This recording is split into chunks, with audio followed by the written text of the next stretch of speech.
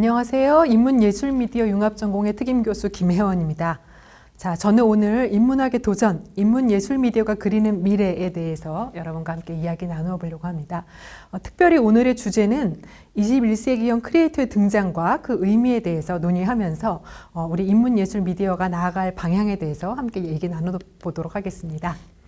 먼저 인문예술미디어 융합에 대해서 좀 개괄적으로 설명드리고 그 다음 21세기형 크리에이터가 어떻게 등장하게 되었는가 그 배경을 또 논의합니다. 그리고 21세기형 크리에이터의 특징과 의미를 좀 문화적으로 살펴보고 마지막으로 융합적 인재로 내 목소리를 찾아가는 그런 방법에 대해서 얘기 나눠보겠습니다. 인문예술미디어의 융합은 2016년도에 코어 사업으로 인문과학대학에 만들어진 융합전공입니다. 인문학, 예술학, 그리고 미디어학을 융합을 했습니다. 목적은 인문대 전공학문과 실용학문을 융합을 해서 사회적 수요에 맞는 그런 인력을 양성하고자 하는 것입니다. 그래서 저희는 인문학적인 자질과 또 컨텐츠를 기억하고 또 창작할 수 있는 능력을 함께 갖춘 인재를 양성하고자 합니다. 중요한 부분은 인문학적 가치에 맞는 그런 교과목들을 개발하는 것이 중요했고요. 그다음 실용적인 커리큘럼을 개발하고 또 운영을 해왔습니다. 그리고 교과목뿐 아니라 비교과 프로그램들을 보완적으로 운영을 했고요. 그다음 현장 중심의 실습 교육을 강화해서 어떤 창의 인문 인재를 양성하고자 했습니다. 저희가 인문예술 미디어 융합을 하면서 많이 생각했던 운동이 바로 독일의 바우하우스 운동이었습니다. 지금 화면에 보시는 것처럼 폴 클레의 그림 그리고 칸딘스키의 그림 잘 알고 계시죠? 예, 이런 그림들이 이런 화가들이 바로 바우하우스 운동 속에서 탄생했던 그런 작품들인데요. 바우하우스가 바로 협력, 융합, 창조를 모토로 만들어진 교육기관이었습니다. 네, 여기서 중요했던 것은 어떤 순수 미술하고 그다음에 건축, 그다음에 다양한 어떤 미술 그런 영역들을 모두 협력적으로 융합하고자 하는 그런 부분이 굉장히 강했는데요. 당시 순수 미술, 순수 예술에 대해서 이야기를 할 때 어떤 사고의 과정에 굉장히 사고의 과정을 우위에 놓는 그런 관점이 우세했습니다. 하지만 바우하우스 창립자 그로피우스는 어떤 공예를 굉장히 중시 여겼죠. 우리가 손으로 직접 만드는 이런 창작의 과정을 중시했기 때문에 그런 공예와 순수 미술을 융합을 하고자 노력을 했습니다. 그래서 이 부분이 저희 그 인문 예술 미디어 융합 전공과 상당히 유사한 면이 있다고 여겨집니다. 그래서 바우하우스의 그런 정신을 저희도 함께 갖고 오고자 했습니다. 지금 화면에 보시는 것이 최초의 소설 그리고 또 최초의 영화의 모습을 보고 계신데요. 네, 그렇죠. 소설, 영화, TV, 그리고 지금 또 스마트폰까지 이런 미디어들은 당대 기술과의 조우 속에서 새롭게 만들어진 표현 양식 그리고 소통 방식이라고 할 수가 있습니다. 인문학과 예술을 통해서 인간, 사회, 문화에 대한 새로운 상상을 할 수가 있고요. 그다음 미디어를 연구함으로써 새로운 표현 양식과 소통 방식을 만들 수가 있죠. 또는 이제 인문학과 예술의 수단으로서 우리는 미디어를 연구할 수 있고요. 또 미디어를 통해서 우리 사회 문화를 어떻게 새롭게 창조해 나갈 수 있을지 이런 부분들을 성찰하는 것이 바로 인문예술 미디어가 만들어가는 중요한 목표입니다. 인문예술 미디어 교과목을 보시면은 뭐 영상 매체 이론이라든가 인문예술 미디어 개론 같은 그런 기초 과목들부터 시작해서 다양한 심화 과목들이 준비되어 있습니다. 원천 서사와 컨텐츠 기획 같은 과목들은 우리 고전 문학에서의 어떤 소재들을 컨텐츠를 기획할 수 있는데 자양분으로 가져올 수 있고요. 또 디지털 영상물 기획, 소셜미디어 컨텐츠 제작과 유통, 또 시나리오 작성과 영상화 같은 아주 실용적인 그런 교과목들이 컨텐츠를 제작하고 또 기획하는 데에서 큰 도움을 드릴 거라고 생각합니다. 물론 이 기반이 되는 것이 글로벌 영상 예술사라든가 또 인문예술 공연 기획 이런 것들이 이제 토대가 돼서 우리 교과목을 심화시키고 있습니다. 각 전공 안에 인문예술 미디어를 빛낼 과목들이 이렇게 존재하고 있었습니다.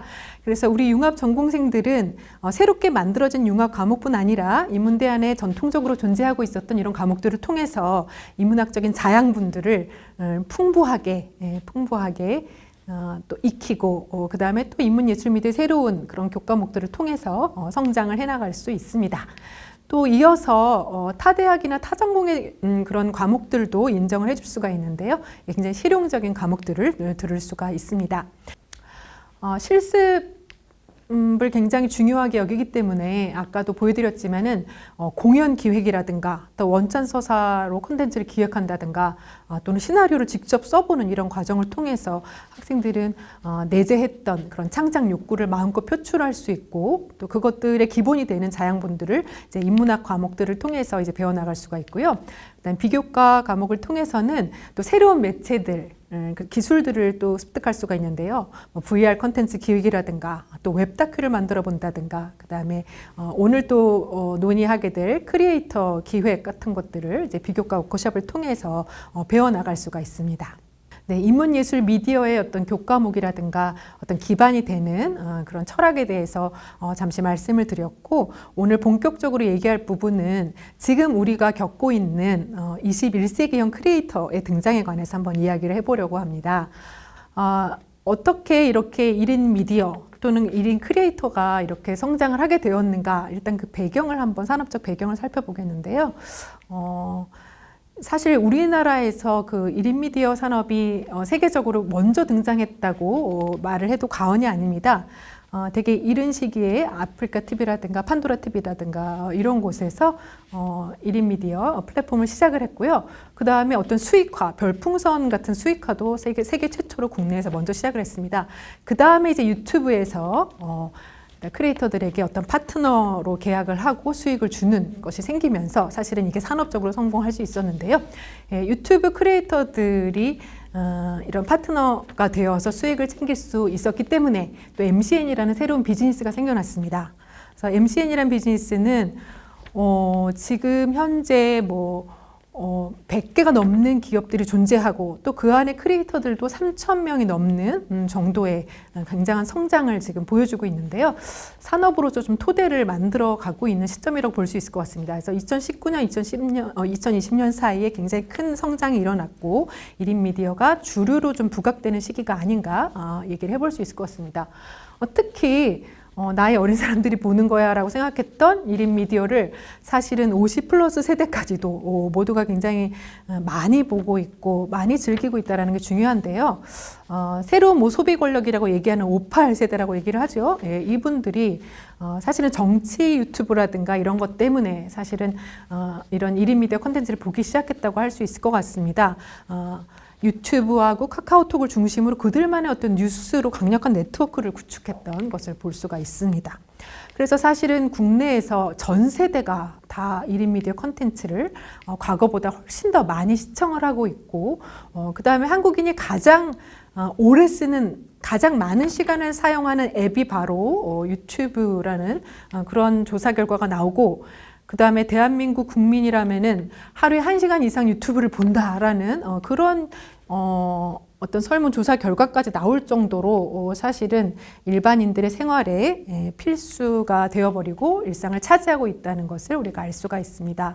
어떻게 이런 것이 가능했을까 생각을 해보면은 방금 말씀드린 것처럼 일단은 기본적으로 굉장히 많은 시간을 보고 있다는 것, 그 다음에 사실은 또 정부가 굉장히 적극적으로 나서서 이 산업을 활성화시킨 그런 측면이 좀 강했죠. 네, 그 다음에 우리나라가 세계 최초로 5G를 상용화 달성을 했다라는 그런 기술적 수월성도 중요합니다. 이런 기반이 마련됐기 때문에 1인 미디어 산업이 성장할 수가 있었습니다.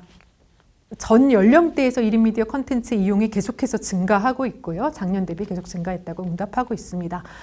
아까 말씀드린 것처럼 굉장히 많은 모든 세대에서 유튜브 시청 시간이 늘어나고 있는 걸 볼 수 있고요. 제가 몇 가지 특징을 잡아봤는데 이제 1인 미디어 생태계가 예전보다 굉장히 넓어지고 깊어졌다고 표현할 수가 있습니다. 예전에 1인 미디어 콘텐츠라고 한다면 뷰티, 게임 리뷰, 먹방 이런 것들만 생각했는데요. 지금은 사실 너무나 다양한 카테고리들이 1인 미디어 안에 등장하고 있습니다. 정치, 북튜버, 재테크, 자기 개발, 또 명상을 한다든가 농사나 요리를 가르쳐주는 그런 콘텐츠들까지도 범람을 하고 있습니다. 특히나 2019년, 20년 사이에 이제 전통 미디어에서도 다 1인 미디어에 진출을 했죠. 그래서 우리가 아는 전통 미디어 유명한 스타들이 유튜브 안에 뭔가 채널을 만들어서 이용자들과 1대1로 만나고 있고요. 또 전통 미디어가 기획한 1인 미디어가 굉장히 또 화제가 되고 있습니다. MCN 기업들도 실적이 개선되고 있는데요. IP를 만들고 또 교육을 하고 커머스에도 나서고 글로벌에도 진출하는 등 사업 분야가 다각화되고 있습니다.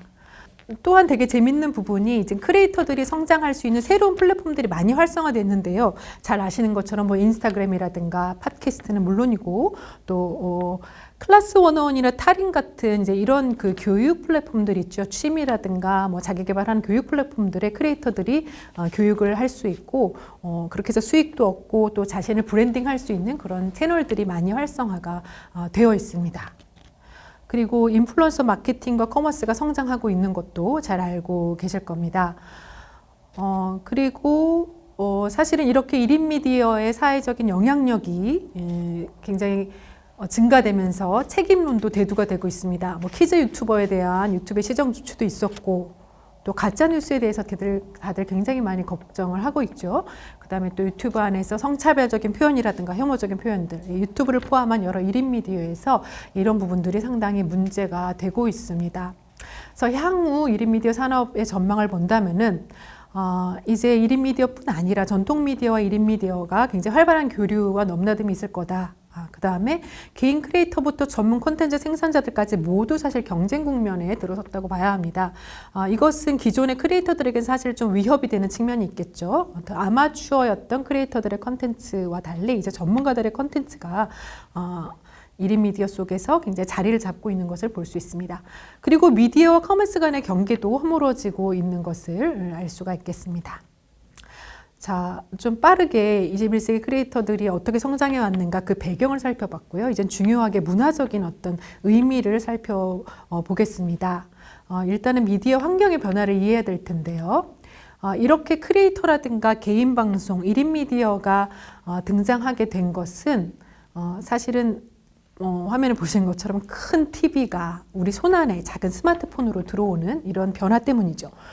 작아지고 가벼워지고 또 굉장히 가까워지고 또 언제나 함께하는 에브리데이 미디어가 되었습니다. 이런 환경 속에서 좀 여러 가지 변화들을 우리가 알 수가 있는데요. 기존에 이제 TV를 주로 봤다면 지금은 OTT 플랫폼이 굉장히 많이 부상을 했죠. 그래서 본인이 원하는 시간과 장소에서 원하는 콘텐츠를 볼 수가 있고요.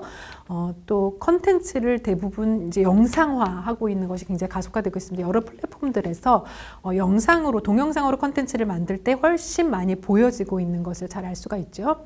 그 다음에 시청자 취향에 맞는 어떤 추천이라든가 그런 이용 행태를 또 데이터로 계속 읽어내고 반응하는 그런 데이터 테크놀로지 기반의 그런 생태계가 되었습니다. 그리고 지금 이제 굉장히 화두가 되고 있는 게 바로 라이브 스트리밍, 실시간 소통이 굉장히 중요한 화두가 된 것을 알 수가 있습니다.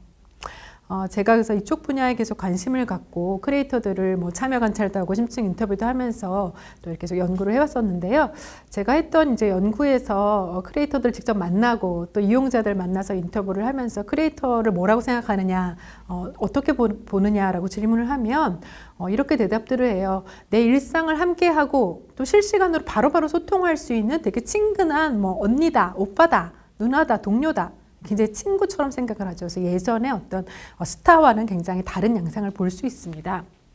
근데 제가 사실은 이런 분야를 연구를 해야겠다 생각했던 이유는 사실은 이제 우리 언론이라든가 매스컴에서는 굉장히 크리에이터를 새롭고 진기하고 낯선 걸로 보고 있죠. 그래서 또 굉장히 대단한 수익 창출을 하는 그런 존재들처럼 막 띄워줬다가도 또 너무나 나쁜 사회적 영향을 미치는 그런 또 그런 문제가 있는 그런 사회적인 문제를 양산하는 그런 미디어로 또 보기도 하고요. 그런 양분된 시각을 갖고 있습니다. 하지만 저는 우리의 이렇게 일상 속에서 너무 중요한 매체가 되었고 또 우리의 일상의 문화를 지배하는 것이라면은 우리가 조금 더 숙고를 해야 될 필요가 있다고 생각을 했습니다. 그래서 크리에이터들의 어떤 존재론적인 접근이 좀 필요하지 않을까. 그리고 1인 미디어 이용자들이 어떻게 참여를 하고 있는지 또 그들이 만들어내고 있는 어떤 문화는 어떤 모습인지 이런 것들을 이제는 조금 마음을 열고 들여다보고 그래야 될 시점이라는 생각을 하고 있습니다. 그래서 크리에이터라는 존재가 갑자기 뚝 떨어진 그런 새로운 종족은 아니죠. 사실은 어떤 플랫폼이 배태하는 그런 부산물일 수 있습니다. 그래서 우리는 이제 이용자 그리고 크리에이터 그 다음에 이제 이런 문화가 만들어지고 있는 플랫폼을 모두 복합적으로 살펴볼 필요가 있다고 생각을 합니다. 그래서 플랫폼에서 어떠한 어포던스라고 말하는 이제 플랫폼의 로직이 있을 거예요. 그런 플랫폼의 로직에 따라서 어떻게 컨텐츠를 유통을 시키는가, 그래서 어떤 컨텐츠를 선호하고 이용자들에게 많이 보여주는가라는 부분이 있을 거고요. 그 다음에 크리에이터들은 어떤 의도를 가지고 자신의 모습을 보여주고 컨텐츠를 만드는가, 그리고 이용자들과 어떻게 소통하고자 하는가, 이런 부분이 굉장히 중요할 거고요. 그 다음에 이용자들은 크리에이터를 보면서 또 어떤 만족을 느끼는가, 또 어떤 관계를 원하는가, 어떤 소통을 원하는가, 이런 3자의 관계를 함께 봐야 되고요. 그 다음에 사실은 이들의 상호작용을 통한 어떤 부산물로서 컨텐츠도 함께 봐야 합니다. 그래서 사실은 이 연구가 그렇게 녹록지만은 않은 그런 연구라고 할 수가 있겠습니다. 제가 그래서 이제 인기 많은 여러 이제 크리에이터들이 존재하지만 그 중에서 특별히 4명의 크리에이터들을 집중적으로 관찰을 하고 그들의 컨텐츠도 살펴보고 직접 인터뷰도 하고 또 그들의 컨텐츠를 구독하고 계속 보는 그런 이용자들도 계속 살펴보았습니다. 연구 대상으로 선정을 했었고요. 예. 중요한 것은 컨텐츠를 관찰해야 되고 그 다음에 어떤 그 생방송과 VOD 채널에서 일어나는 커뮤니케이션을 또 충분히 관찰해야 됩니다. 그리고 또 거기서만 끝나는 것이 아니라 사실은 이 플랫폼 외부에서 일어나는 커뮤니케이션이 또 있죠. 뭐 블로그라든가 카페라든가 이런 곳에서 또 어떤 소통이 일어나고 있는지 관찰을 했고요. 그 다음에 또 약간 히스토리적인 측면도 중요해요. 그래서 채널 초기부터 현재까지 컨텐츠라든가 이 채널의 변화가 어떻게 일어나는지 그 추이를 좀 관찰해야 됩니다. 예, 그리고 크리에이터들이 실제로 어떻게 느끼는지 이런 부분들도 좀 중요하다고 보겠습니다. 제가 연구한 결과를 먼저 말씀을 드리자면 1인 미디어 크리에이터의 정체성, 어떤 특징을 4가지로 나눠서 볼 수가 있겠는데요. 일단은 아까 말씀드린 것처럼 우린 연예인이랑 달라요라고 스스로들 이야기를 하고 있습니다. 그래서 굉장히 가까운 친구로서의 크리에이터. 그다음 두 번째는 재개념화하고 재창조하는 존재로서의 크리에이터인데요. 이 부분을 좀 집중적으로 살펴볼 거고요. 세 번째는 인플루언서로서의 크리에이터입니다. 막강한 영향력과 강력한 팬덤을 갖고 있죠. 그 다음에 이제 이 크리에이터들은 그대로 머물러 있는 존재가 아니고요. 이용자의 상호작용으로 계속 변화하는 존재라는 점이 중요합니다. 네, 제가 첫 번째 연구했던 크리에이터의 모습인데요. 예, 이분은 이제 가까운 친구로서 크리에이터를 스스로 굉장히 명확하게 인식하고 있었어요. 우린 연예인이랑 달라요 라고 표현을 하고 있었고요. 컨텐츠를 통해서 그 이용자들하고 굉장히 상호작용 활발하게 잘하고 있었습니다. 이용자들하고 주로 하는 게 뭐 또 일기 쓰기라는 그런 관행이 있었는데요. 처음에 들어가서 오늘 뭐 했어? 뭐 이렇게 질문하면은 이용자들이 거기에 대해서 뭐 언니 저 오늘 뭐 했어요? 저 오늘 어디가 아팠어요? 어디 갔어요? 막 이렇게 서로 이야기하면서 정말 친구처럼 그렇게 대화하는 그런 모습을 볼 수 있었습니다. 다른 크리에이터, 이제 크리에이터 5하고 인터뷰했던 내용인데요. 네, 이분도 이제 본인이 굉장히 좋아하는 것들, 예, 저는 해외 축구를 좋아하고 비디오 게임 이런 거 좋아해요. 예, 라고 얘기를 하면서 이제 본인이 좋아하는 것을 본인의 취향에 맞는 것들을 컨텐츠로 만들고 예, 그것을 좋아하는 사람들이 자연스럽게 나의 구독자가 되었다라고 표현을 했습니다. 역시 가까운 친구로서의 크리에이터의 어떤 정체성을 볼 수 있죠. 예, 이용자들은 이렇게 댓글을 재밌게 남겨줘. 사랑해 형. 네, 이렇게 이야기를 하고 있어요. 굉장히 이제 가깝게 뭐 형이라고 부르면서 호칭을 하면서 컨텐츠에 대해서 피드백도 주고 또 굉장히 요구도 많이 합니다. 이런 컨텐츠 만들어줘, 저런 컨텐츠 만들어줘. 네, 그런 요구도 많이 하는 걸 볼 수가 있습니다. 네, 여기도 보시면은 네. 이용자들이 굉장히 친근하게 형이라고 부르면서 요구도 하고 예, 또 애정도 표현하는 그런 모습을 볼 수가 있겠죠. 네. 그래서 아까 말씀드린 것처럼 크리에이터들은 스스로를 기존 매스미디어의 연예인하고는 굉장히 다르게 바라본다는 점 되게 중요해요. 물론 자부심이 있지만 어떤 차별화된 존재로 자신들을 계속 유지하고 있다는 점이 굉장히 중요해요. 크리에이터들이 이제 빼어난 외모나 특출한 재능보다는 오히려 어떤 친근함을 무기로 하면서 대등하게 생각하고 아주 편안하고 친근한 그런 소통의 기제가 된다는 것이 사실은 가장 중요하다고 이야기를 합니다. 그래서 소통의 기제가 돼서 이용자들과 일기쓰기를 한다라든가 그런 것들이 이제 굉장히 일상성에서 중요한 부분이라고 할 수 있겠죠. 이제 두 번째 특징은 재개념화하고 재창조하는 존재라는 건데요. 우리가 사실은 뭐 창조한다라고 하면은 세상에 없던 것을 만들어내는 것을 우리는 창조라고 보통 생각을 했어요. 그래서 독창성, 오리지널리티를 굉장히 중시했습니다. 그런데 21세기 크리에이터는 어떠한가요? 사실은 리크리에이트가 대부분입니다. 이미 존재하는 것에서 출발한다는 거죠. 그리고 자신만의 방식으로 뭔가를 개조를 한다든가, 새로운 맥락으로 가져온다든가, 원본을 새로운 맥락에서 재개념화를 한다든가, 그리고 또는 원본을 그대로 놓고 뭔가 언급을 하고 자신의 비평을 한다라든가, 또는 기존의 원본들을 패러디한다든가, 이런 새로운 이제 재창조가 바로 21세기 크리에이터들에게 가장 중요하다고 할 수 있고요. 이것을 브리콜라주라고 얘기를 합니다. 브리콜라주 개념은 클로드 레비스트로스가 야생의 사고에서 처음 이야기를 했는데요. 어떠한 재료든 아주 창조적이고 또 값지게 활용을 해서 마침내 예술로 완성시키는 것, 이런 정의를 하고 있는데요. 중요한 부분이 글쎄 내 주위에 내가 정말 쓰고 싶은 아주 좋은 재료가 없다 하더라도 우리는 그냥 주변에서 편하게 볼 수 있는 재료들을 가지고 어쩌면 좀 짜집기를 한다든가 그것들을 모아서 이어 붙여가지고 뭔가를 만들어낼 수 있다는 것, 그걸 이제 브리콜라주라고 설명해 볼 수가 있을 것 같아요. 거칠게 말하면.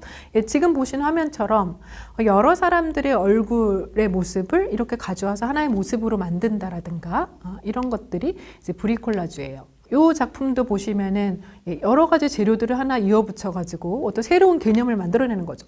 이미 원본으로 존재했던 것들을 재분해해서 새로운 맥락에서 하나로 만들어내는 그런 융합의 모습을 브리콜라주에서 볼 수가 있습니다. 그래서 브리콜라주는 미디어학에서는 패스티시라는 표현 또는 리믹스 이런 표현으로 부르기도 하죠. 그래서 디지털 문화에서 이 브리콜라주가 굉장히 이제 중요한 그런 역할을 하게 됐고요.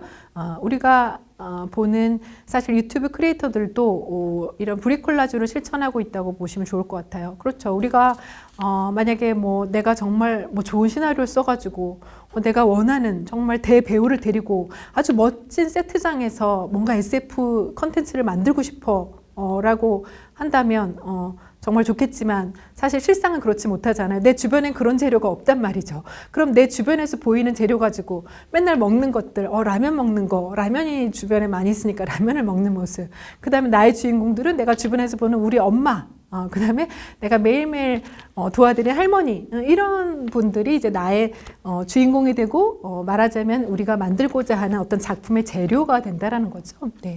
그래서 주변에서 쉽게 보는 것들을 가지고 예술의 차원까지 끌어올리는 것을 바로 우리는 브리콜라주라고 얘기를 해볼 수가 있겠습니다. 네, 최근에 굉장히 인기를 많이 끌었던 범 내려온다 이날치 밴드의 그런 컨텐츠 여러분 많이 보셨을 텐데요. 이거 정말 브리콜라주의 표본 같은 작품인 것 같아요. 그렇죠? 범 내려온다라는 원래 판소리 노래가 있잖아요. 그 노래를 현대적으로 지금의 맥락에 가지고 와서 새롭게 재해석을 했죠. 네, 그래서 원본이 갖는 그 가치를 제대로 살려내지 못했다라고 얘기를 할 수도 있겠죠. 원본 판소리에서 범 내려온다는 상당히 슬프고 굉장히 장중해요. 하지만 지금 21세기에 지금 이 시기에 범 내려온다는 굉장히 가볍고 또 힘있고 에너제틱하잖아요. 그래서 다른 의미를 창조해냈습니다. 재창조죠. 그리고 이 안에는 우리 기생충 영화에서 봤던 그런 장면들이 또 그대로 연출이 되어 있어요. 바로 패러디죠. 그래서 브리콜라주, 리크리에이트가 바로 이런 컨텐츠에서 만들어지는 걸 볼 수 있습니다. 네, 브리콜라주 또 외에 지금의 이런 재개념화, 재창조하는 존재로서 크리에이터에 대해서 잘 얘기한 분은 이제 커넥팅이라는 책을 쓴 데이빗 건틀렛이에요. 커넥팅의 원제는 Making is Connecting이라고 되어 있는데요. 이분은 앞에서 우리가 바우하우스에서도 어떤 손으로 만드는 공예의 중요성을 얘기한 것처럼 이 건틀렛도 우리가 손으로 만드는 이 활동에 대해서 굉장히 의미 부여를 하고 있습니다. 예전 같으면 우리가 내 손으로 찰흙으로 뭔가 예쁜 걸 만들었어. 하지만 그것을 보여줄 사람이 없기 때문에 만드는 작업은 개인으로 끝났을지 모르지만 지금은 내가 뭔가를 컨텐츠를 만들어서 올리면 적어도 1명은, 적어도 10명은 또는 100명이 봐줄 수 있는 플랫폼이 존재한다는 거죠. 그래서 결국 만드는 것은 어떤 커넥트, 연결을 만들어내는 것이고 그 연결을 통해서 우리는 굉장한 만족을 경험할 수 있다. 그래서 내가 만드는 것을 남과 나눌 수 있다는 것이 바로 어떤 창조의 핵심이라고 이야기를 합니다. 그래서 21세기 크리에이터들이 갖고 있는 그런 창조는 작은 능력일지라도 관심 있는 이들을 찾아내서 엮어내는 그런 연결에 있다는 것, 그리고 그 연결을 통해서 부가적인 가치를 끌어내는 것이라고 보시면 좋을 것 같습니다. 이 데이빗 건틀렛은 그 Making is Connecting이라는 책 안에서 또 의지하고 있는 과거의 분들이 있는데요. 존 러스킨, 또 윌리엄 모리스 이런 분들입니다. 이분들은 그 미술 공예 운동을 했던 분들인데요. 이분들이 생각한 것은 우리가 예술은 어떤 경지에 있는 사람들만이 하는 것이라고 생각했던 그렇죠. 그런 관념에서 벗어나서 누구나 내 손으로 만든 것들이 예술이 될 수 있다. 그리고 온전한 어떤 결과물이 되게 중요하다고 얘기를 했었는데요. 그렇죠. 근대화 산업화 이후에 우리들은 뭔가를 만들 때 전체 과정을 경험하지 못하고 어떤 부품으로서 한 부분만을 만들고 있죠. 예. 그래서 이것들은 우리가 어떤 만드는 것의 즐거움, 창조의 즐거움을 앗아간다고 생각을 했어요. 그래서 내가 맨 처음 과정, 기획에서부터 생산의 마지막까지 온전한 이 모든 과정을 우리가 다 경험했을 때 바로 여기서 창조의 즐거움이 나온다. 그래서 그렇게 할 수 있는 그런 장점을 미술 공예 운동에서 찾고자 했습니다. 그래서 이들이 말하는 참된 예술은 내 손으로 만든 작품 안에서 어떤 즐거움을 표현할 수 있다는 게 굉장히 중요하다는 겁니다. 그래서 전문적인 예술 세계와 보통 사람들이 만드는 일상의 사물들이 분리되는 것을 굉장히 안타까워하고요. 최고의 예술가는 장인이고 그리고 또 가장 겸손한 장인이 바로 예술가다 이런 표현을 하고 있습니다. 또 건강한 예술에 대해서도 이야기하는데요. 사람들을 위해서 이루어지고 제작자와 사용자가 서로 즐거움을 주는 이제 그런 것이 바로 건강한 예술이다라고 표현을 하고 있어요. 네. 그래서 미술 공예 운동은 이제 DIY 대항 그런 문화 운동으로 또 손으로 만드는 세상 이런 운동으로 계속 이제 발전을 해 나갔습니다. 네, 이들이 말하는 그 창조성의 개념은 우리가 기존에 갖고 있었던 일반적인 창조성의 개념과 좀 다른 것을 알 수 있겠죠. 보통 우리가 창조성 또는 아주 창의성이 번뜩이는 사람 하면은 어떤 영감을 받아서 뭔가 남들은 만들지 못한 아주 뛰어난 무엇을 만드는 그런 천재를 생각하게 되잖아요. 근데 이들이 말하는, 그렇죠? 지금 존 러스킨, 그리고 윌리엄 모리스, 그리고 데이비드 건틀렛 이런 사람이 이야기하는 크리에이티비티는 일상에서 손으로 무언가를 만드는 일, 그리고 창조 활동의 의미는 사실 과정에 있다라는 표현을 하고 있습니다. 그래서 어떤 특별한 천재가 하는 작업뿐 아니라 우리들 모두가 하는 작업이 창조이고 우리가 그 안에서 뭔가를 느낄 수 있었으면 그 과정 자체가 아주 중요한 창조라고 이야기를 하고 있습니다. 아까 제가 인터뷰했던 크리에이터 O 같은 경우도 본인의 그 재생 목록 중에 재창조라는 이제 그런 걸 만들어가지고 이제 영상을 만들면서 굉장히 각광을 받았는데요. 본인이 과거에 이제 작곡을 좋아하다 보니까 다양한 작품들을 작곡하는 방법이라든가 뭐 음악에 대한 그런 교육적인 내용을 올렸었어요. 그런데 그것들은 별로 사랑받지 못했죠. 그래서 한동안 관심을 끌지 못하다가 나중에 만들게 된 것이 바로 그런 재창조의 의미였었는데요. 지금 많이 사람들이 좋아하는 이슈에 관해서 자기 나름의 어떤 편곡을 하는 것입니다. 네, 그래서 그 당시 이제 유명했던 스카이캐슬이 사람들이 굉장히 인기를 끌고 있다고 한다면은 자기만의 방식으로 스카이캐슬을 다시 편곡을 한다든가. 여기도 제목을 보시면은 이강인을 음악으로 표현한다면, 박지성을 음악으로 표현한다면, 그래서 본인이 좋아하는 이제 축구 스타들을 음악으로 새롭게 편곡을 해보는 것들이 굉장한 사랑을 받았죠. 근데 이분은 이제 크리에이터 중에 그 영화 리뷰를 하시는 분인데요. 그 영화 리뷰 같은 경우는 진짜 재창조 맞잖아요. 원본 이미 영화가 있는데 그것들을 어떻게 재분해해서 새로운 이야기를 만들어내느냐, 언급하느냐, 이런 부분들이 바로 재창조 컨텐츠라고 할 수 있겠습니다. 그리고 이제 중요한 부분은 이제 이런 재개념화 재창조가 이제 이 플랫폼 안에서 계속 작업을 하다 보면은 이 플랫폼 안에서 통용되는 포맷 그리고 형식, 구조에 대해서 계속 파악을 하게 된다는 거죠. 그래서 이 플랫폼에서 유저들이 정말 좋아하는 그런 형식은 무엇인가, 길이감은 어떤 것인가, 구조는 무엇인가 이런 것들을 점차 배워가고 이제 그것들을 내 컨텐츠에 반영하는 일들이 이제 계속 일어납니다. 이제 크리에이터 B 같은 경우도 이런 인터뷰 내용에서 이제 대도서관이 항상 말하는 건데 1인 미디어는 사운드가 비어 있으면 안 된다 뭐 이런 얘기를 했었는데 이제 사운드가 잠깐 멈추는 사이 사람들은 이제 다른 곳으로 클릭을 해버린다는 거죠. 그래서 계속 나레이션이든 대사든 음악이든 전혀 끊기지 않도록 계속해서 그렇게 편집을 하는 것을 1인 미디어 콘텐츠에서 굉장히 중요한 점으로 이야기를 하고 있습니다. 자, 이제 세 번째 특징으로 인플루언서로서의 크리에이터를 이야기를 해볼 수가 있는데요. 우리가 인플루언서의 크리에이터 잘 알고 있죠. 예. 그래서 굉장히 막강한 영향력과 강력한 팬덤을 갖고 행사하고 있는 걸 볼 수 있는데요. 제가 또 연구했던 이제 크리에이터 K 채널 같은 경우는 이런 모습으로 되어 있는데, 이제 본인이 뭐 힘들었던 과거라든가 자기가 어떻게 어려움들을 극복했는가 이런 이야기들을 하면서 보는 팬들이 같이 따라할 수 있는 그런 이야기들을 많이 해줍니다. 그래서 모두가 같이 저렇게 댓글을 달면서 이제 하나의 팬덤을 형성을 하고 있었고요. 그것을 외부에서도 네이버 블로그라든가 카페라든가 또 페이스북, 인스타그램 뭐 이런 이제 다양한 SNS를 활용을 해서 유튜브뿐 아니라 여러 플랫폼들에서 계속 끊이지 않는 그런 연결을 계속 만들어내고 있었습니다.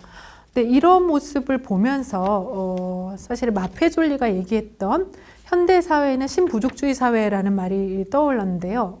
그렇죠. 굉장히 유사한 개인들이 하나의 부족처럼 모여 있는 거죠. 예. 그래서 물론 부족의 시대 때는 다 오프라인에 같이 모여서 살았지만, 지금은 우리가 뭐 글로벌 저편에서 다 떨어져 살고 있습니다. 공간적으로는 같이 있지 않지만, 우리는 그때보다도 훨씬 더 정신적으로는 또 정서적으로는 더 많이 엮여져 있는지 모르겠어요. 네. 그래서 부족장을 중심으로 함께 존재하고 또 라이프스타일과 가치관을, 부족장이 말하는 라이프스타일과 가치관을 굉장히 쫓아가고 싶어 하고 따라하는 이제 그런 움직임들이 이 안에 있죠. 그래서 하나의 커뮤니티를 형성을 합니다. 그래서 크리에이터를 중심으로 유사한 취향과 문화적 코드를 공유하면서 강렬한 공동체적인 연대를 경험한다고 볼 수 있겠습니다. 자, 네 번째 특징인데요. 크리에이터들은 멈춰 있지 않습니다. 이용자와 또 다른 크리에이터들과 또 플랫폼과 계속 상호작용을 통해서 변화하는 존재라는 건데요. 계속 타겟을 읽어내면서 컨텐츠의 내용, 채널의 성격, 정체성들이 바뀌어갑니다. 타겟이 처음에는 뭐 10대 남성이었다가 그 다음에 상당히 많은 여성들이 우리 채널을 좋아하네, 이런 변화를 감지한 이후부터는 전혀 다른 모습의 그런 컨텐츠를 만들고 있는 걸 볼 수 있죠. 네. 그래서 상호작용하면서 변화해 나가는 존재라는 게 굉장히 중요해요. 그래서 크리에이터 인터뷰를 해봤더니 내가 생각했던 수용자랑 되게 다르다. 그럴 때는 다른 방향으로 가야겠다라는 것을 알게 되고, 처음에 10대, 20대를 위해서 만들었는데 40대가 자꾸 늘어나니까 나는 이제 거기에 맞춰서 말투도 바꾸고 내용도 바꾸고, 그런 새로운 전략들이 나옵니다. 아까 보여드린 것처럼 크리에이터 O 같은 경우는 처음에 이렇게 작곡, 음악에 관한 본인의 되게 심오한 그런 이야기들을 컨텐츠로 만들었었는데, 이런 것들이 흥미를 끌지 못한다는 것을 이제 알게 된 다음에 보시는 것처럼 완전히 다른 컨텐츠들을 만들었습니다. 네, 이렇게요. 네. 그래서 뭐 조커를 음악으로 표현한다면, 호날두를 음악으로 표현한다면, 이런 컨텐츠들을 만들면서 큰 인기를 끌게 되었죠. 네, 그래서 본인이 이렇게 변화할 수 있던 계기를 그치, 이용자들을 계속 보면서 내가 어떤 컨텐츠를 만들 때 어떤 반응을 주는가, 이런 반응을 통해서 계속 컨텐츠를 새롭게 기획을 했고요. 특히나 이제 다른 타 크리에이터들을 참조한 점도 굉장히 중요했다고 얘기를 해요. 그래서 뷰티 크리에이터를 보면서 뷰티 크리에이터의 스토리텔링을 보태서, 그치, 음악이 완전히 완성된 이후를 보여주기보다는 음악이 완성되어가는 이 과정을 하나하나 보여주는 것이 굉장히 재미있는 스토리텔링이 될 수 있겠구나, 이런 것들을 배웠다고 합니다. 또한 플랫폼의 데이터를 계속 조회하면서 조율을 해나갈 수 있다는 게 굉장히 중요한데요. 많은 사람들이 이제 영상 인트로를 그냥 다 건너뛴다는 걸 알게 된 거예요. 그래서 처음에는 5분에서 7분짜리 영상 만들었지만 계속해서 데이터를 조회해 나가면서 인트로를 없애야겠구나, 시간을 좀 더 줄여야겠구나 하면서 듀레이션이 지금은 3분으로 안착이 되었다고 합니다. 계속 이렇게 피드백을 참조하면서 바뀌어 나갈 수 있다는 거죠. 네, 그래서 크리에이터에서 중요한 점은 계속 상호작용하고 변화해 나가는 그런 존재라는 것입니다. 네, 타겟도 바뀔 수 있고, 그 다음에 어떤 형식, 편집점도 바뀔 수 있습니다. 이용자와의 상호작용, 그리고 또 다른 크리에이터와의 상호작용, 그리고 또 플랫폼과의 상호작용을 통해서 이런 변화들이 계속 일어난다는 거죠. 또 이런 변화하는 존재라는 측면에서 이제 마지막으로 조금 짚어야 될 점은, 이제 크리에이터들이 사실은 노동자가 된다는 것이에요. 그렇죠? 자기들이 좋아서 자발적으로 이 시장에 들어와서 컨텐츠를 만들지만 어느샌가 나도 모르게 24시간 종일 노동을 하는 자신을 발견을 합니다. 네, 플랫폼 노동자가 되는 거죠. 아무도 나한테 하라고 하지 않았는데 내 스스로 어떤 통제를 만들고 그 안에서 종일 노동을 하고 감정 노동을 하고 있어요. 이 해외에서 했던 이 연구는 여성 크리에이터를 가지고 인터뷰를 했었는데요. 그러니까 그런 어떤 시간적인 노동, 또 감정 노동에 대해서 이야기를 하는데 특히 또 여성 크리에이터 같은 경우는 남성 크리에이터가 댓글을 안 해주면 크게 말을 안 하는데 여성 크리에이터가 소통을 잘 안 해주면 굉장히 욕을 많이 먹는다고 해요. 그래서 또 남성들과는 다른 또 그런 감정 노동까지도 해야 되는 이제 그런 면들이 있습니다.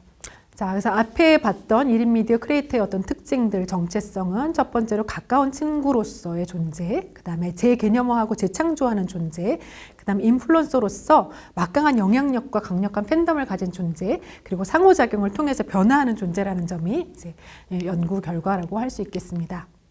좀 논의 결론으로 얘기해 볼 만한 것들은 이제 크리에이터는 컨텐츠 제작뿐 아니라 플랫폼 알고리즘을 스스로 연구해 나가고 계속 반복 실험을 통해서 채널 운영자로 거듭나고 있다는 점이 좀 중요합니다. 그리고 크리에이터는 컨텐츠 제작뿐 아니라 구독자 그리고 또 앞으로 구독자가 될 사람들하고의 소통에 상당한 시간, 정성, 노력을 기울이고 피드백을 반영하면서 변화해 나가는 것을 알 수 있습니다. 단순한 컨텐츠 제작자가 아닌 거죠.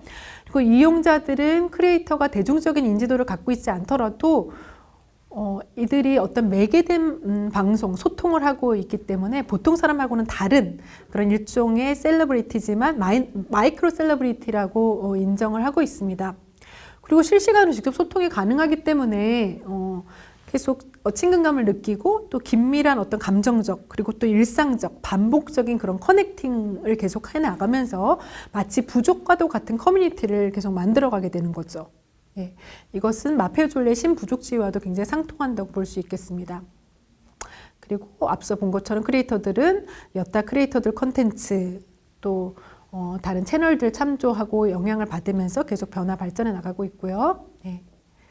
그리고 마지막에 봤던 것처럼 크리에이터들은 좋아하는 일을 한다는 믿음, 또 부를 얻을 수 있다는 그런 믿음 하에 종일 노동, 감정 노동을 기꺼이 받아들이고 있습니다. 그리고 자기 관리, 자기 통제를 스스로 엄격히 유지하고 있습니다. 이런 부분들은 우리가 그냥 쉽게 보는 화려한 크리에이터의 모습과는 다른 그런 부분이라고 할 수 있겠습니다. 자, 21세기형 크리에이터에 대해서 지금까지 살펴봤고요. 이제 마지막에 그러면 인문예술 미디어에서 21세기 크리에이터에 관한 그런 내용을 통해서 또 어떤 시사점을 찾을 수 있을까 한번 마지막으로 정리해 봤습니다. 앞에서 보신 것처럼 우리 러스킨이라든가 모리스라든가 그리고 바우하우스의 정신 그리고 리차드 세넷의 장인이라는 책에서도 등장을 하고 있고요. 그 다음에 아까 소개했던 데이빗 건틀렛의 Making is Connecting 이 저서들에서 공통적으로 보여주는 것들은 바로 새로운 창조성의 개념이었죠. 예. 그래서 누군가 어떤 천재만이 어떤 창조성을 갖고 새로운 것을 만들어내는 것이 아니라 우리들 모두가 일상 속에서 내 손으로 만드는 그런 즐거움을 느끼는 것이 바로 창조다. 그리고 그것이 예술이 될 수 있다라고 이야기하는 부분입니다. 네. 사람들은 무언가를 가지는 데서 그쳐서는 안 된다. 무언가를 만들고 그 안에서 살아갈 자유가 무엇보다도 필요하다. 자신의 입맛에 따라 형태를 빚어낼 그런 자유가 필요하다. 그리고 다른 이들을 보살피고 돌보는데 그것을 쓸 자유가 필요하다. 라고 이반 일리치가 얘기했습니다. 굉장히 중요하죠. 우리가 무언가를 소유하는 것, 거기서 그치는 것이 아니라 뭘 만드는 것. 그리고 그것을 또 내 힘으로 만드는 것, 그리고 그것을 남과 함께 공유하는 것. 그런 가치의 중요성을 우리가 다시 생각해 봐야 될 것 같습니다. 지금 이 시대는 우리 스스로가 내 서사, 자기 서사를 언제든지 말하고 또 쓰고 또 그것을 공개할 수 있는 그런 미디어 환경 속에서 우리가 살아가고 있죠. 이렇게 자기 서사를 얘기할 수 없었던 시대도 있었습니다. 오늘 얼마든지 할 수 있는 시대인데요. 이런 것이 기술적 뒷받침으로 이제 가능해졌습니다. 그래서 만들기도 쉽고 공유하기도 되게 쉽고 편한 시대지만은 그것이 또 무한정의 어떤 자유를 갖다 준다라고는 얘기할 수 없습니다. 아까 말씀드린 것처럼 어떤 플랫폼이 갖고 있는 로직은 우리를 나도 모르는 사이에 이끌고 가고 옥죄할 수도 있는 것입니다.